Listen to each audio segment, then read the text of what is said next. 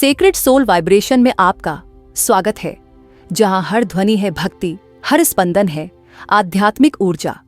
यहां हम अनुभव करेंगे भगवान की कृपा, ध्यान की शांति और आत्मिक जागरण। जुड़िए हमारे साथ, महसूस कीजिए अपने हृदय की पवित्र ऊर्जा। सेक्रेड सोल वाइब्रेशन, जहां आत्मा गाती है और ब्रह्मांड सुनता है। द्वारका क्यों डूबी? एक दिव्य कथा संध्या का समय था। पश्चिम की ओर सूर्य अपने लाल स्वर्णिम वस्त्र में सजा सागर के आंचल में विलीन हो रहा था। हल्की समुद्री हवा द्वारका की गलियों में बह रही थी और लहरें जैसे उस डूबते सूर्य को प्रणाम कर रही हों। द्वारका पाप, वह स्वर्णिम नगर जिसे स्वयं भगवान श्री कृष्ण ने अपने संकल्प और दिव्यता से बसाया था, अपने पूरे वैभव और रत्नों की झिलमिलाहट के साथ सूरज की अंतिम किरणों में चमक रहा था। इस नगर की गलियां मोतियों से जड़ी थीं।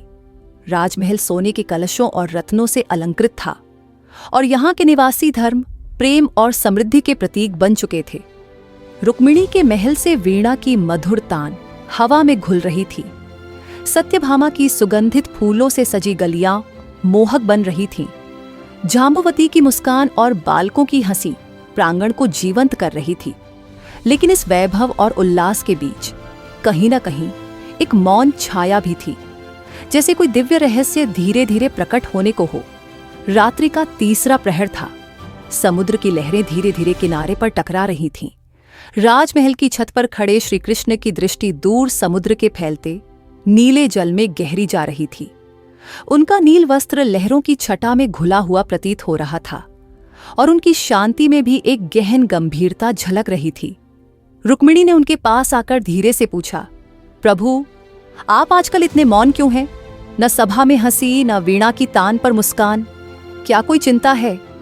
श्री कृष्ण ने शांत स्वर में उत्तर दिया, रुक्मिणी, समुद्र का जल कभी स्थिर नहीं रहता। लहरें आती हैं और लौट जाती हैं। उसी प्रकार समय भी अपने चक्र में चलता है। मेरा कार्य अब पूर्ण होने को है और जब कार्य पूर्ण हो जाता है तो अवतार को लौटना ही होता है। रुक्मिणी के नेत्रों से आंसू झर पड़े। उन्होंने धीरे से पूछा, क्या यह वही अंत है जिसका भय सागर की गहराइयां भी करती हैं? श्री कृष्ण मुस्कुराए, अंत नहीं रुक्मिणी, यह तो एक नया आरंभ है। द्वारका ने अपने युग का धर्म निभाया है, अब इसे विश्राम चाहिए। समय बीतता गया।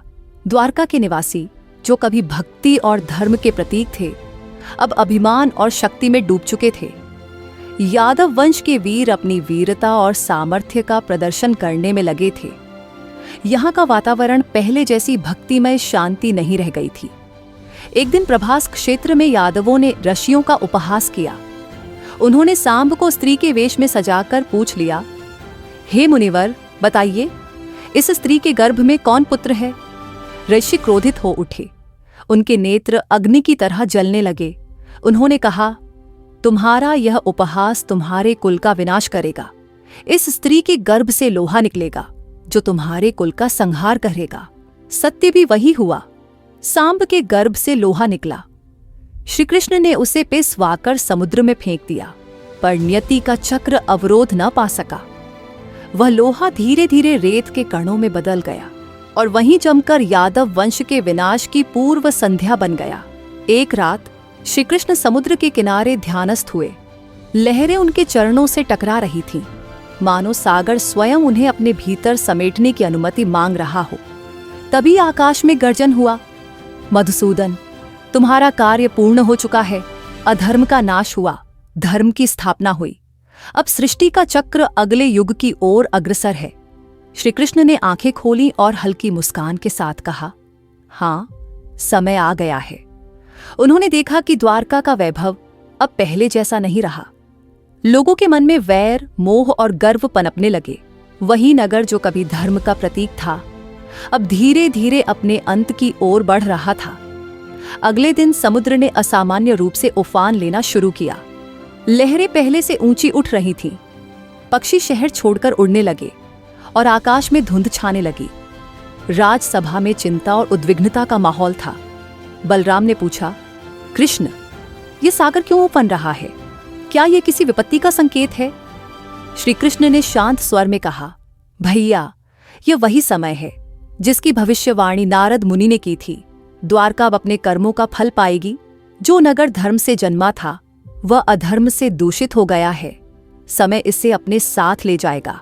उस रात द्वारका में असामान्य शांति थी। चांद अपनी पूर्णता में समुद्र की लहरों पर झिलमिला रहा था। श्री कृष्ण ने अपने पुत्रों और पत्नियों से विदा ली। रुक्मिणी ने उनके चरणों को पकड़ा। प्रभु, हमें छोड़कर मत जाइए। कृष्ण ने उसके सिर पर हाथ रखते हुए कहा, रुक्मिणी, कोई किसी को नहीं छोड़ता, केवल रूप बदलता है, आत्मा नहीं। वे समुद्र की ओर बढ़ चले। पीछे मुड़कर देखा, द्वारका स्वर्ण नगरी दीपों और रत्नों से जगमगा रही थी। पर श्रीकृष्ण की आंखों में वह दीप्ति अब मौन हो चुकी थी, क्योंकि उन्हें झात था कि यह अंतिम बार है जब वह अपनी कर्म भूमि को देख रहे हैं। सागर की गोद में यह शांति अधिक समय तक नहीं टिक सकी। कुछ ही समय में प्रभास क्षेत्र में यादव कुल मदिरा और अहंकार में डूब गया।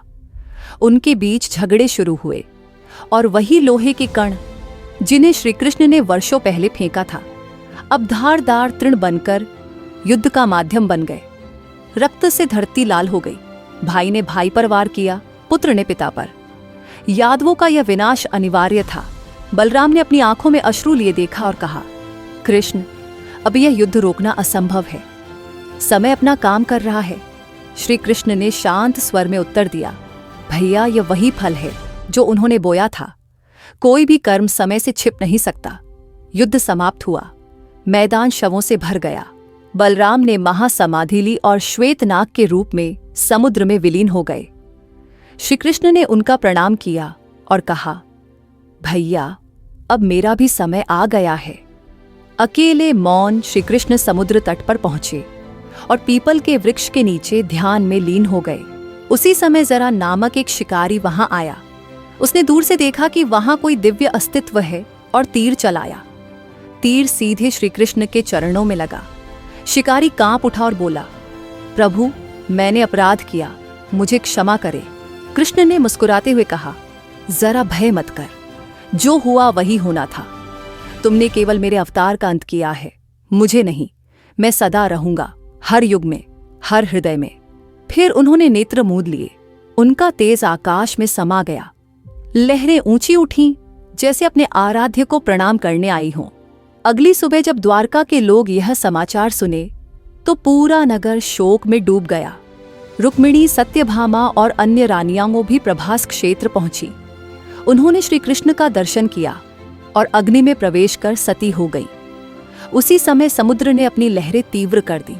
महल, गलियां, मंदिर सब जल में समा गए। कहा जाता है, जब द्वारका डूब रही थी, श्री कृष्ण का स्वर आकाश में गूंजा, जब धर्म भूल जाता है तब सृष्टि उसे अपने भीतर समा लेती है। द्वारका केवल पत्थर नहीं थी, ये मेरे कर्मों का प्रतीक थी। अब यह विश्राम करेगी और किसी युग में पुनः उदित होगी। समय बीत गया। द्वारका अब केवल एक स्मृति बन गई थी जो लहरों के नीचे छिपी थी। समुद्र की गहराइयों में अब भी कुछ रहस्य सांस ले रहे थे। मछुआरे कहते हैं, जब रात का तीसरा पहर आता है और सागर शांत होता है, तब लहरें मधुर बांसुरी की धुन गुनगुनाती हैं। वह बांसुरी श्री कृष्ण की है, वही जो कभी गोपियों के हृदय में प्रेम जगाती थी, अब सागर की लहरों में गूंजती है। महर्षि वेदव्यास ने कहा था, द्वारका डूबी नहीं, विश्राम में गई है। जब धर्म घटेगा, जब मनुष्य केवल लोभ और अहंकार में डूबेगा, तब द्वारका की आत्मा पुनः जागेगी।